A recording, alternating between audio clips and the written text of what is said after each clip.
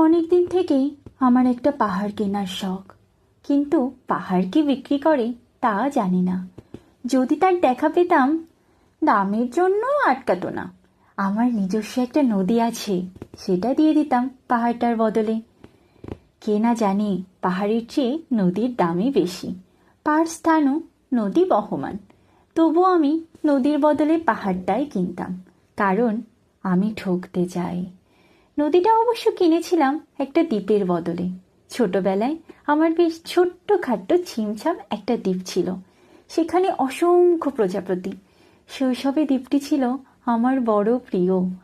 আমার যৌবনে দ্বীপটি আমার কাছে মাপে ছোট লাগলো।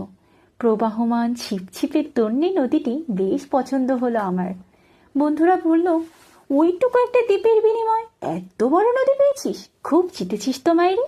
তখন জয়ের আনন্দে আমি